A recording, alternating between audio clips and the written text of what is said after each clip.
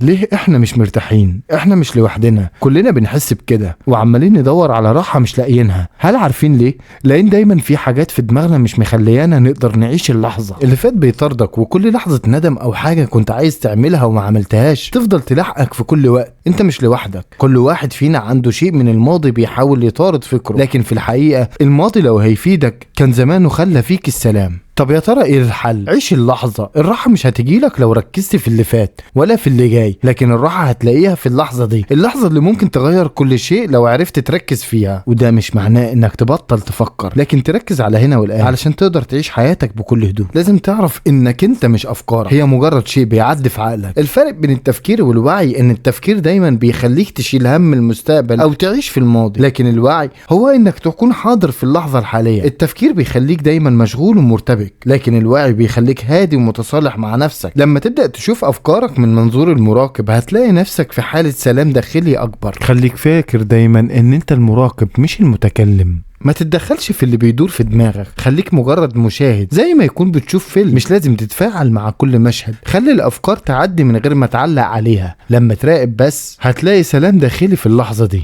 السكوت بيديك فرصة تهدى وتفكر بوضوح. لما تسكت هتقدر تركز أكتر في اللحظة وتفهم نفسك بعمق. ساعات السكوت مش معناه إنك مش شايف، بالعكس أوقات السكوت بيديك القدرة تشوف كل حاجة حواليك بوضوح. الأمان الداخلي ليك هي اللحظة دي. لو وقفت لحظة واحدة وشفت قد إيه قلبك بيحاول يرتاح هتلاقي إن السلام مش بعيد. أنت مش لوحدك في البحث عن السلام، لأنه موجود جواك في كل لحظة بتعيشها، مش في حاجة هتحصل بعدين. السلام مش هتلاقيه في المستقبل ولا في الماضي، هو في اللحظة اللي أنت فيها دلوقتي، في الوقت اللي بتعيشه بكل حواسك. هتكتشف ان الراحة والطمأنينة جواك على طول. عيش اللحظة تلاقي السلام. ساعات بتحس انك عايش في دوامة، كل حاجة بتتسابق في دماغك، مش قادر تركز في اللحظة اللي انت فيها. طيب لو قلنا ان الحل مش في التفكير المستمر، الحل في انك تعيش اللحظة الحالية بوعي. لو عايز تعرف اكتر عن كيفية التحرر من الماضي والمستقبل هنتكلم عن كتاب النهاردة اسمه قوة الآن. الكتاب بيشرح لينا ازاي ان التوتر مش جاي من اللي حوالينا لكن جوانا احنا، هو نتيجة لانك مش قادر تكون موجود في اللحظة الحالية، بتكون دايما مشغول بأفكارك ومضيق ومستقبلك. لو قدرت تعيش في لحظتك الحالية وتعيشها بوعي كامل هتكون مفتاح للخلاص. لما تكون واعي هتقدر تراقب أفكارك من بعيد من غير ما تسمح ليها تأثر عليك، وده المعنى ان اللحظة الحالية هي اللي فيها السلام الداخلي، وده اللي هيساعدك تتخلص من التوتر. في كتاب قوة الآن لإكهارت تولة بيقول ان الوعي مش مربوط بزمان او مكان معين، مش لازم يكون في لحظة معينة علشان تكون واعي. الوعي الحقيقي هو قدرتك على الثبات وسط التغيرات اللي بتحصل حواليك. الحياة بتتغير طول الوقت، والمكان والزمان مش لازم يتغيروا علشان تكون واعي. الأهم انك تقدر تكون ثابت وهادي في كل الأوقات مهما كانت الظروف. الكاتب بيشدد على ان الوعي هو الخروج من دايرة الزمن والتركيز على اللحظة الحالية، لان الوعي مش بيخضع للتغيير، هو الثبات وسط كل شيء متغير. وفي الجزء ده احنا وضحنا يعني ايه معنى الوعي وازاي نقدر نتخلص منه. في كتاب قوة الآن لإكهارت تولة بيقول ان الأفكار مش هي اللي بتحدد هويتك، هي مجرد أصوات في دماغك. الوعي الحقيقي هو انك تراقب الأفكار دي من بعيد من غير ما تتأثر بيها. السيطرة على الأفكار بتبدأ من تقبلها بدون مقاومة وتسمح لها تعدي. لما تقدر تكون حاضر في اللحظة الحالية هتقدر تتحرر من تأثير الأفكار السلبية. بيعلمنا ان الوعي هو السبيل ان احنا نعيش حياة هادية ومستقرة بعيد عن دوامة الأفكار. في كتاب قوة الآن بيقول إكهارت تولة إن مقاومة اللحظة الحالية هي السبب في الكثير من المعاناة. لما تحاول تغير أو ترفض اللحظة زي ما هي بتعذب نفسك، وإن المقاومة هو المصدر الرئيسي للألم الداخلي. لما تقاوم الأفكار أو المشاعر، كل ما تقاوم حاجة في اللحظة كل ما تعذب نفسك أكتر ويخليك تحس إن الحياة مش ماشية زي ما أنت عايز. لازم تعرف إن التقبل هو الطريق الوحيد للسلام الداخلي. التقبل مش معناه الاستسلام، لكن معناه إنك تتوقف عن مقاومة ما لا يمكن تغييره. تولة بيشجعنا في الكتاب على البحث عن النور الداخلي اللي جواك. النور ده هو الوعي اللي بيخلينا نعيش بسلام داخلي. لما تقدر تكون موجود في اللحظة وتعيش بوعي هتكتشف ان النور ده مش بعيد عنك. النور الداخلي هو طريقك للتحرر من المعاناة والعيش في سكينة. القلق غالبا بيكون عن اشياء لسه ما حصلتش في المستقبل. احنا بنخترع مشاكل غير موجودة وبندمر حياتنا بسبب افكارنا عن المستقبل. القلق مش حقيقي، هو مجرد تخيلات بنعيشها في اذهاننا. التفكير المفرط هو احد اكبر اكبر المعوقات للسلام الداخلي. لما نغرق في الافكار ونتساءل على كل حاجة بنفقد القدرة على اننا نعيش في اللحظة الحالية. التفكير المستمر بيخلق توتر وقلق لانه مش بيساعدنا نعيش في سلام، بل بيزيد الاضطراب الداخلي. لما تهدي عقلك وتكون حاضر في اللحظة هتكتشف ان السلام الداخلي متاح ليك في كل وقت، ومش محتاج تفرط في التفكير علشان تلاقيه. الاهم اننا نعرف ان اللحظة دي هي كل حاجة، وهي جسر السلام الداخلي اللي بندور عليه دايما. الكاتب في الكتاب بيقول اننا طول الوقت بنعيش في الماضي او بنفكر في المستقبل، وده بيخلينا نضيع مننا اللحظة الحالية. ولو ركزنا في اللحظة اللي احنا فيها دلوقتي بكل حواسنا هنحس ان في حاجة هديت جوانا، هنحس براحة مش قادرين نوصفها. لكن لو ما عشتش في اللحظة دي هيبقى عقلك دايما مشتت ومش هتشوف الهدوء اللي ممكن تحسه. الكتاب بيقول ان السلام مش هيجي لو عشت في الماضي او هتتمسك فيه، ولا في المستقبل لو فكرت فيه اكتر من اللازم. السلام بيبدأ في الحاضر. اللحظة دي لما تركز فيها بتلاقي الراحة اللي كنت بتدور عليها، لان الراحة الحقيقية مش بتكون في اماكن تانية، هي موجودة هنا في الحاضر. انت مش افكارك، يعني افكارك مش هي هويتك، مش هما اللي بيحددوك. ساعات كتير بنفكر ان احنا اللي بنعيش في عقلنا، لكن في الحقيقة احنا مجرد مراقبين للافكار دي. الفكر دايما بيجي ويمشي زي السحاب، لكن لو ركزت عليه وقلت ان هو ده حقيقتك هتكون محبوس في دوامة من الافكار. الكتاب بيقول ان الوعي هو اللي بيحدد ان انت مين، مش الافكار. لو عرفت تفرق بين الفكر والوعي هتكتشف انك اكتر من مجرد افكارك. انت المراقب، انت اللي بتشوف، وانت اللي عندك القدرة انك تهدي عقلك وتعيش في اللحظة. انت ببساطة المراقب، مش المتفاعل مع كل فكرة بتيجي وتروح. انت مش افكارك،